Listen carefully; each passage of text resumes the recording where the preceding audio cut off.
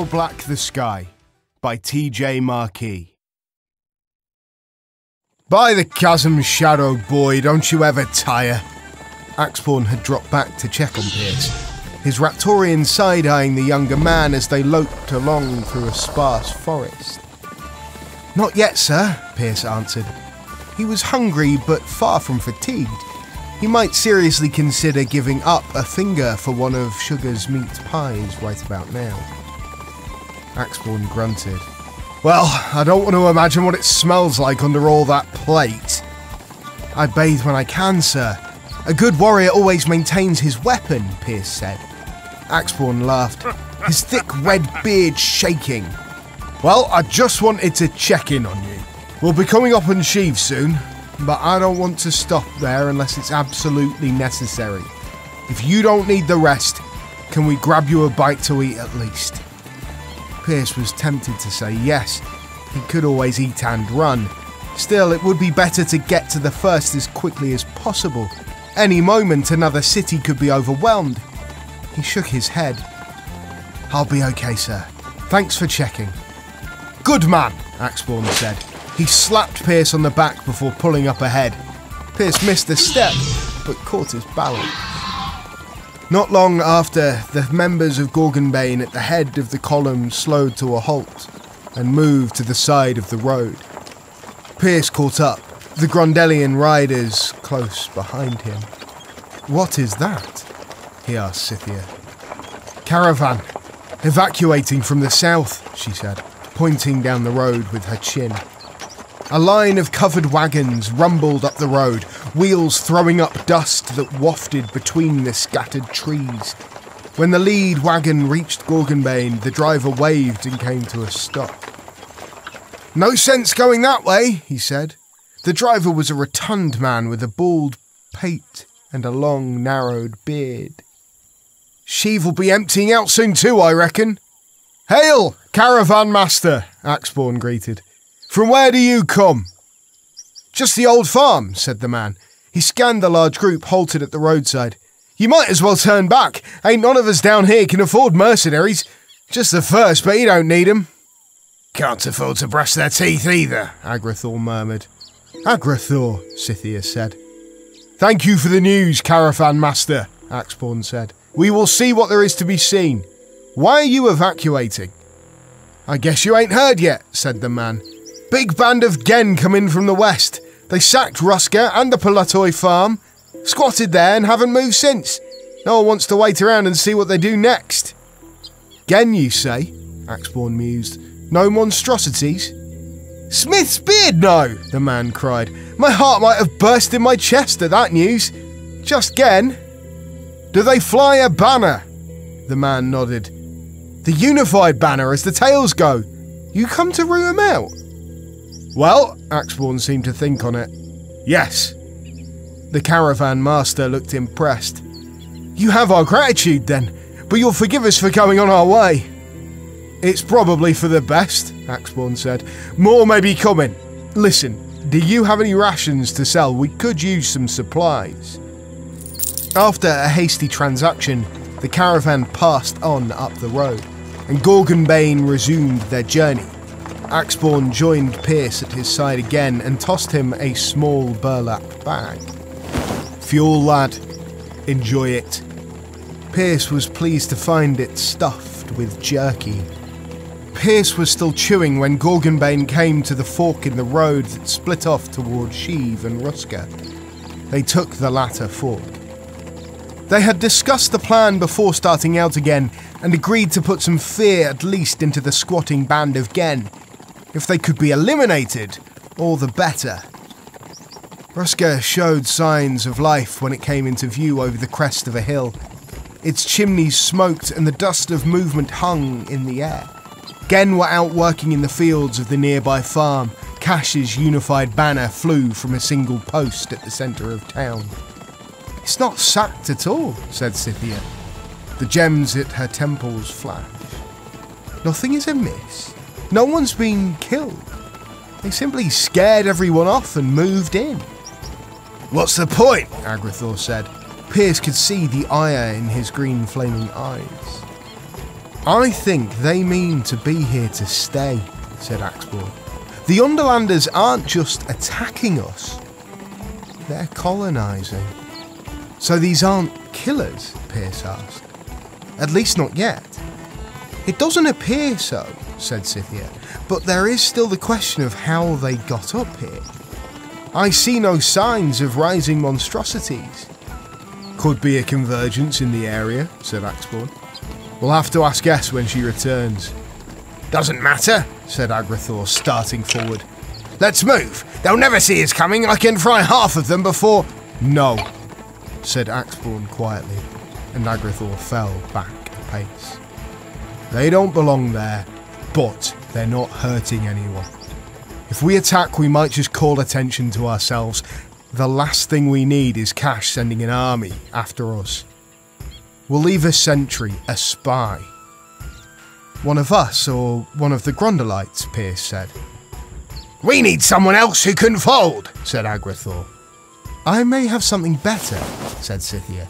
She fished in a pouch of her belt for a few choice gems, producing a silver oval and a square of clear crystal. Wire, please, Axie. Axborn's eyes lit with understanding, and he fetched a spool of Scythia's wire from his own pack. It had a dull metallic sheen, but brightened when Scythia touched it. Sev cocked his head in interest. With deft fingers, Scythia wound the wire into a setting for the silver gem, with another setting in a second tier for the crystal square. She noticed Sev's curiosity. The silver one detects threats, among other things. This one is already bound to my circlet, so the moment it is triggered, I'll know.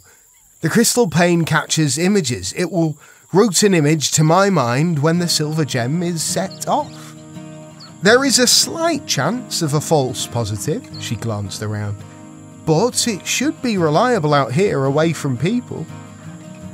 Brilliant, Sev said, smiling flatly. His eyes sparkled.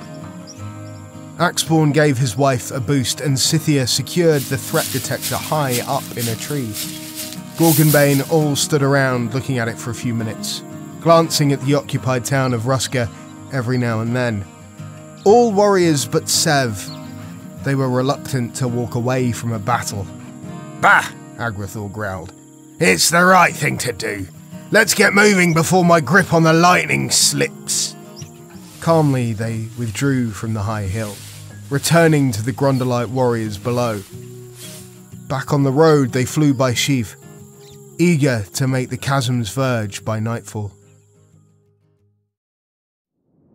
The home of the first great master of convergent reality theory really was perched on the very edge of Overland, and was appropriately called Chasmverge. The high tower looked every bit the counterpart to S's Brackenverge. Dark stone blocks crawling with luminescent mist, many spires reaching toward the black sky. As Gorgonbane approached from the northwest, they could see that the main tower was connected by a bridge to a smaller structure that hung out over the void. Pierce assumed it must be anchored to the chasm wall. Gorgonbane stopped at the tower's closed gates, and S stepped up to call out, Master, foul things are afoot. I come seeking your aid. Pierce didn't see how F would be able to hear her through the massive doors, and what if he was out in the tower's annex, or even a story above? He'd never hear then. Yet shortly the doors swung open of their own accord, and Gorgonbane was admitted inside. Axborn left his new men to guard the gate, with strict orders to blow the signal horn if there were trouble. The inside of Chasmverge was much like the foyer of S's tower, which made sense. Both places had presumably been built by the first. F had seen fit to install a railing for the spiral staircase, but otherwise, the place was just as stark as S's home.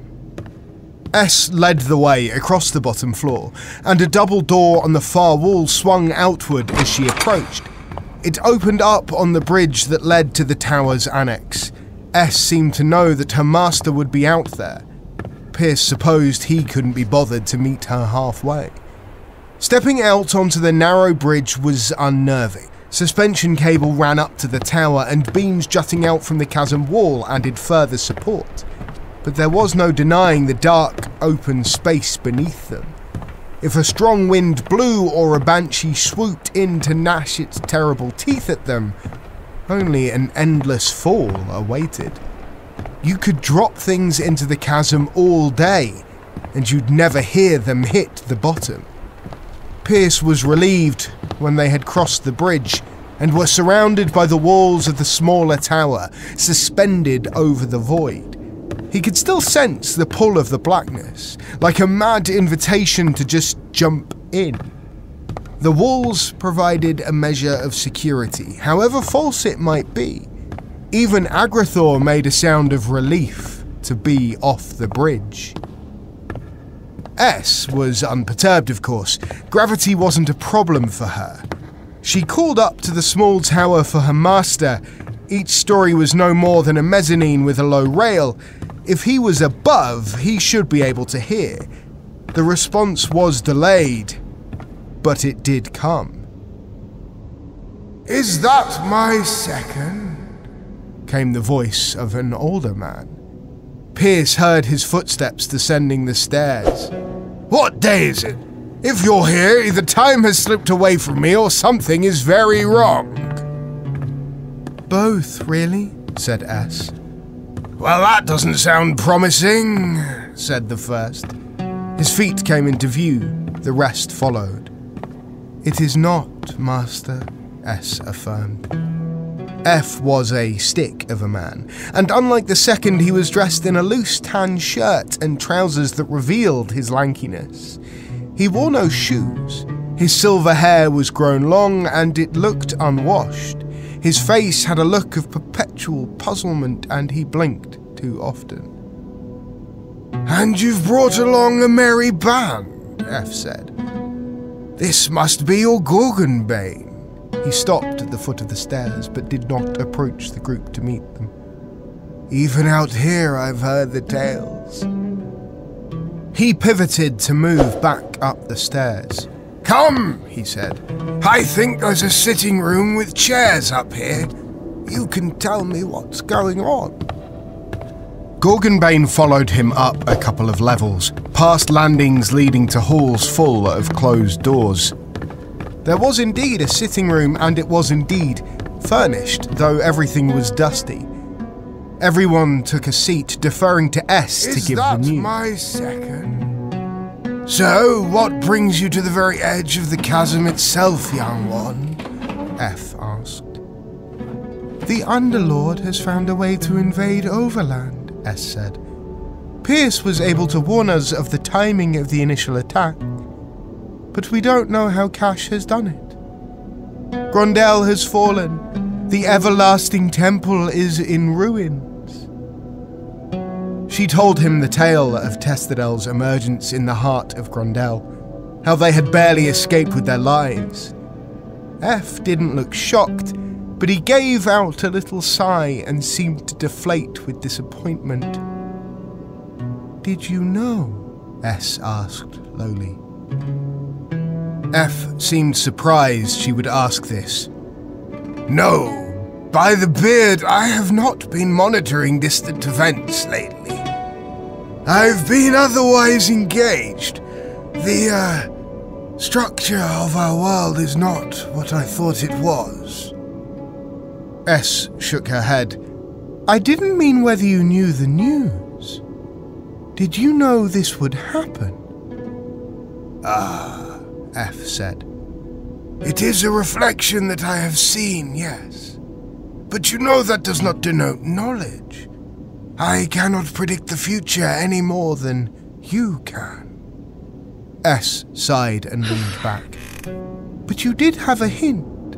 Why wouldn't you warn anyone?" The first turned his head in the direction of the chasm. His gaze may have pierced the wall of the tower. "It doesn't matter who controls Overland," he said distantly. "The battle of import does not occur here." "What does that mean?" Axborn protested. Pierce had seen him striving to hold his tongue through all of this. He couldn't stand it anymore. Of course it matters. We humans have lived here for, well, who knows how long.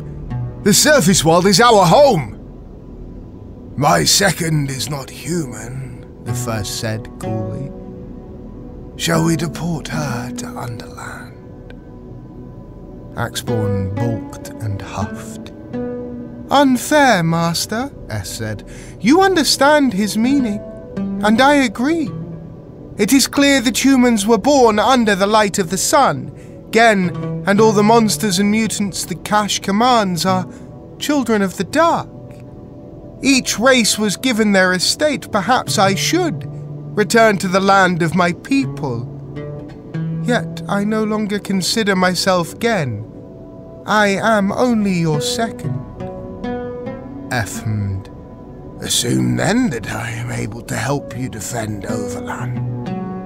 Assume that I wish to. What would you have me do?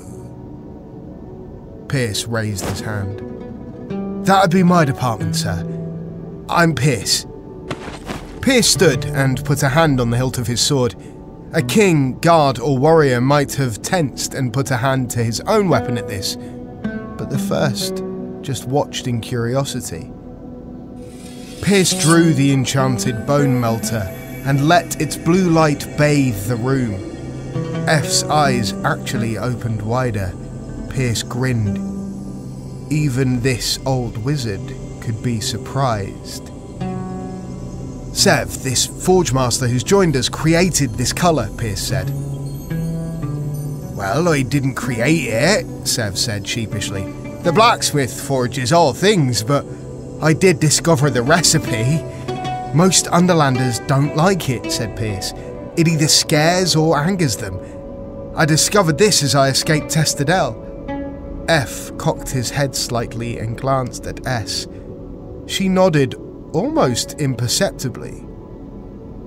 All right, the rarest of all colours, distilled into an enchantment, said F. What would you do with it? Slay Cash's forces one by one?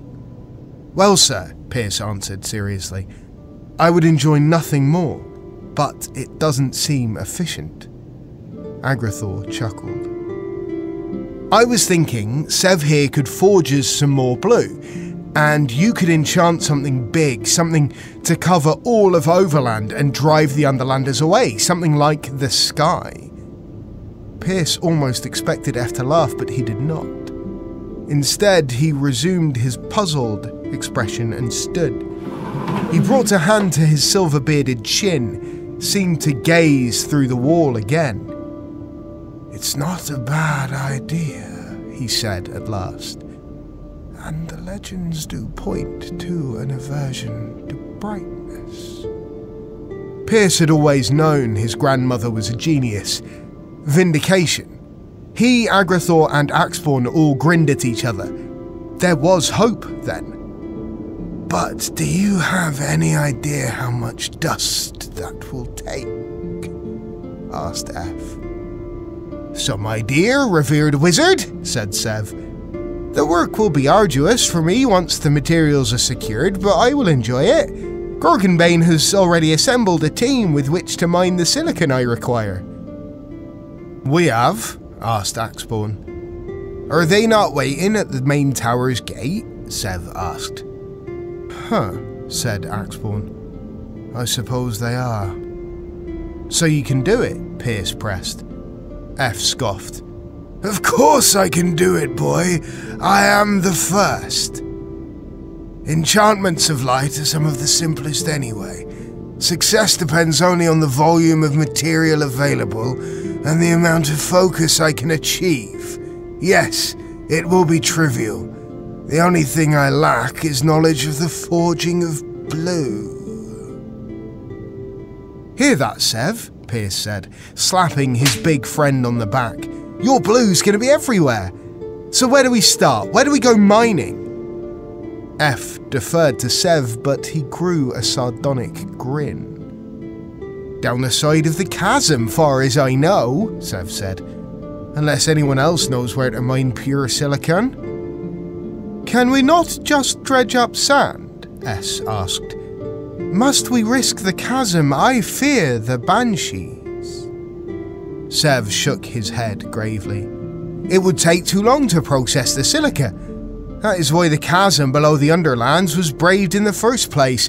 It's much quicker if you don't die.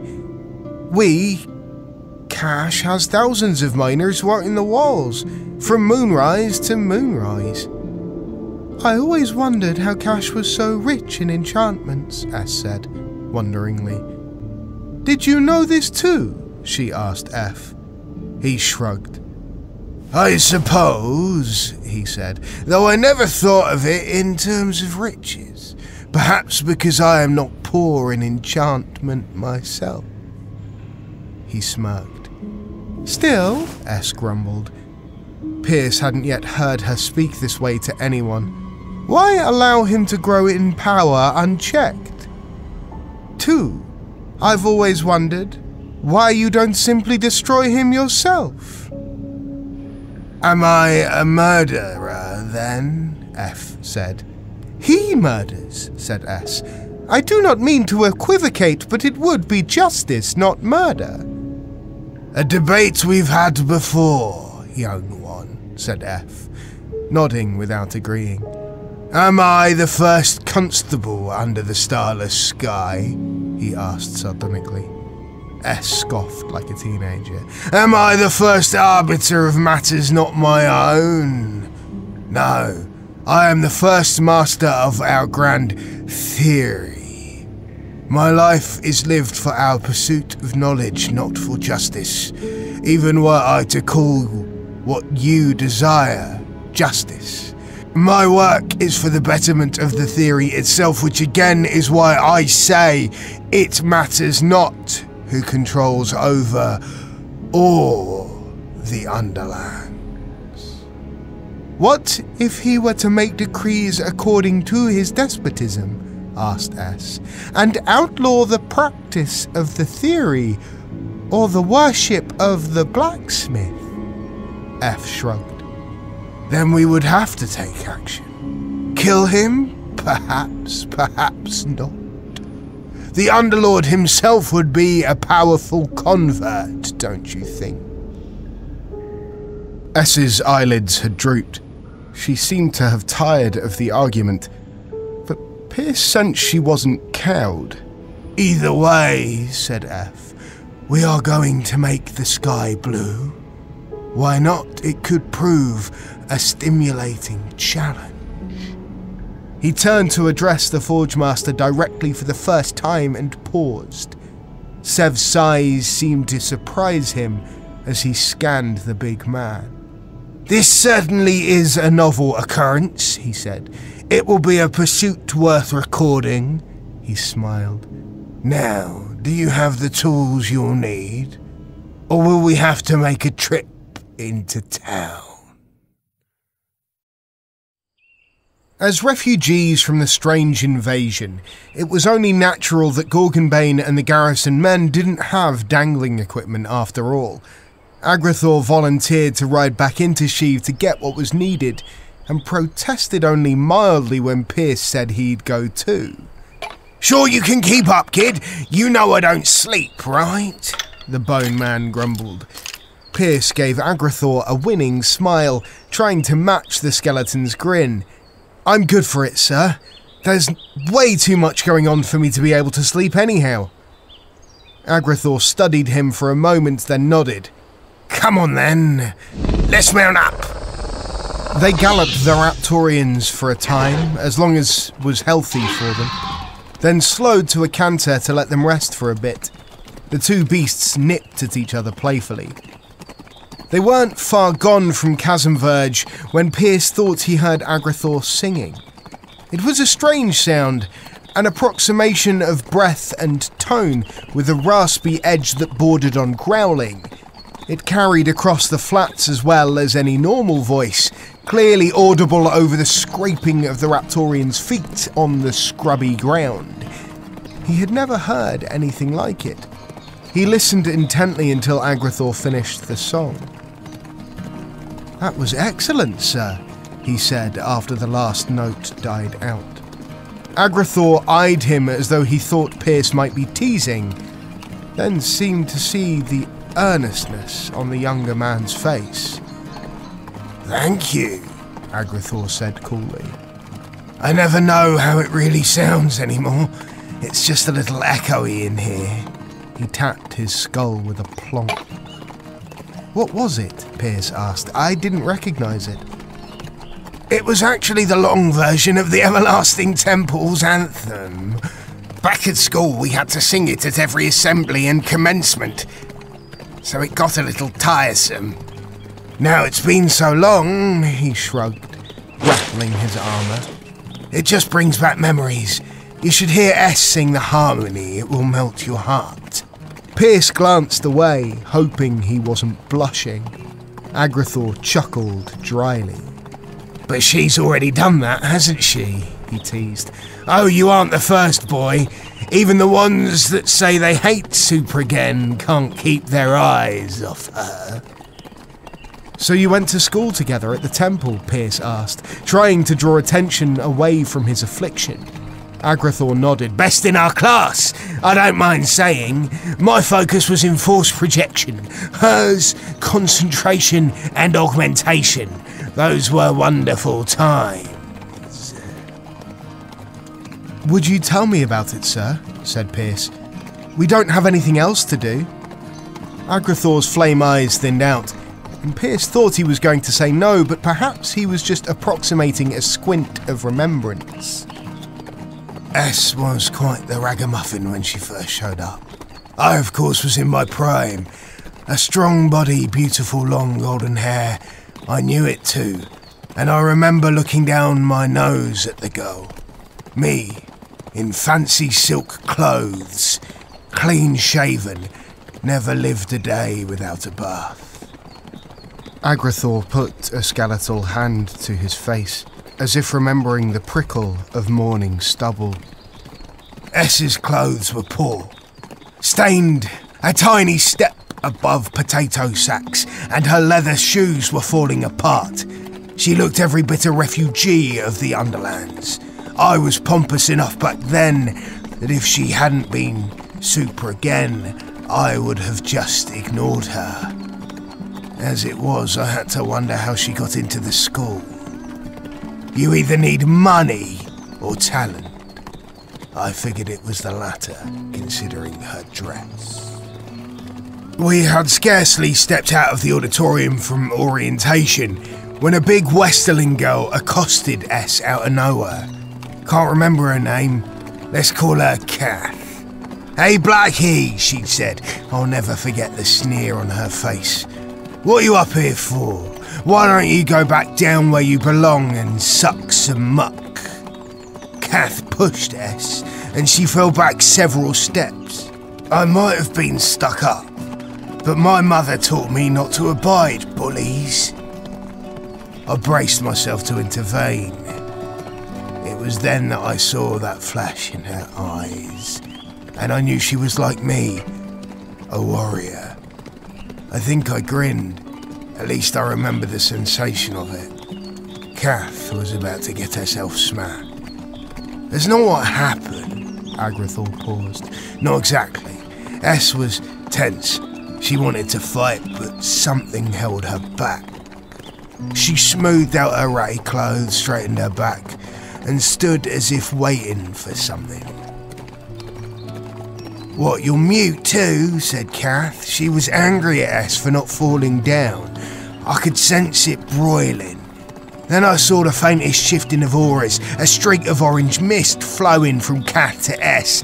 I wondered what she was up to. "A mute Blackie," she said. "Well, come on then.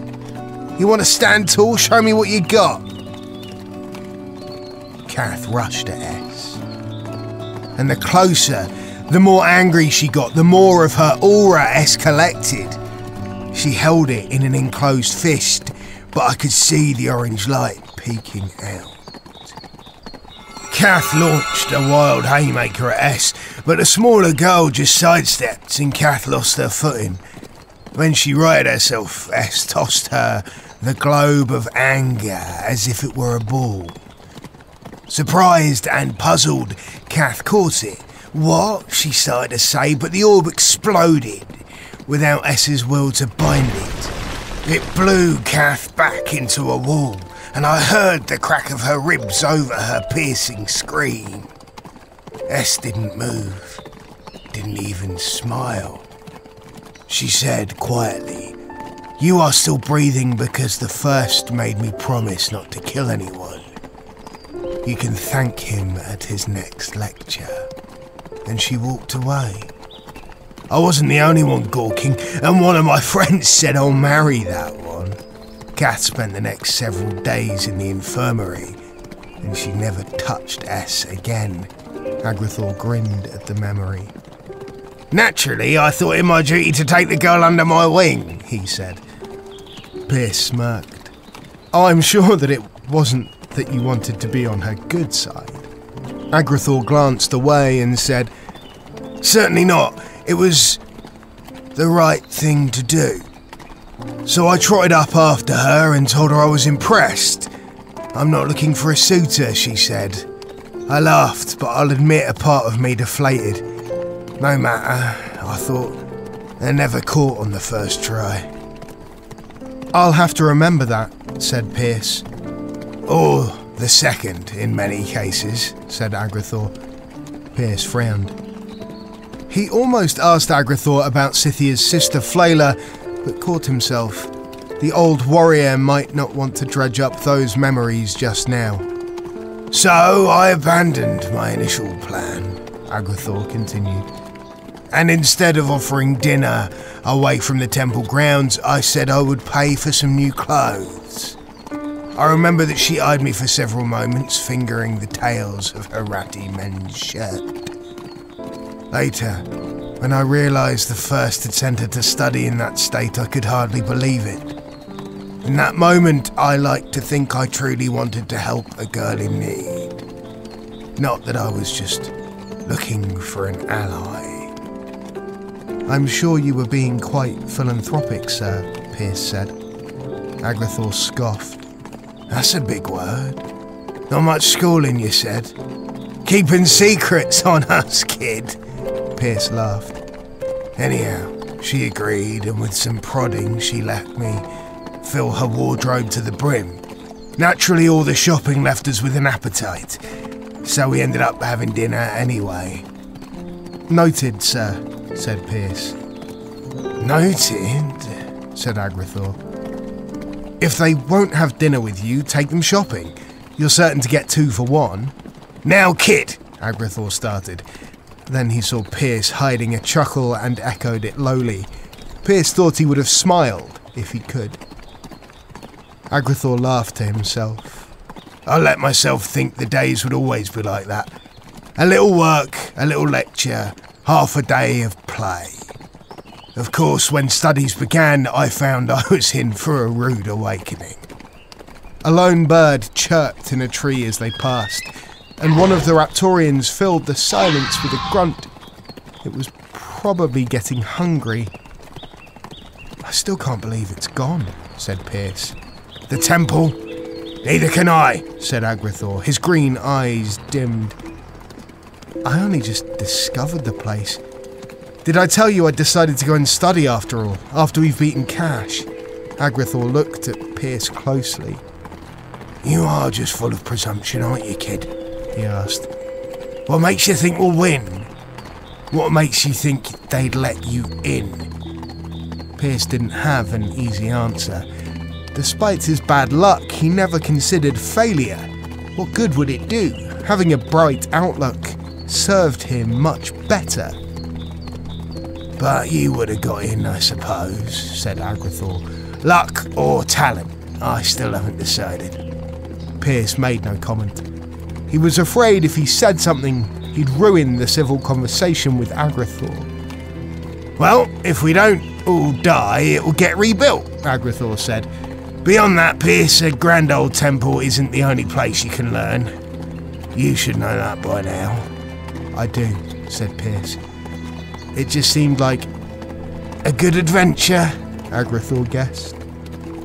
You got me, sir. Well, come on, we're almost there, said Agrithor. The beasts hunger. Let's push them once more and wrap up this little errand. Right behind you, sir. If they made good time, they could be back by nightfall.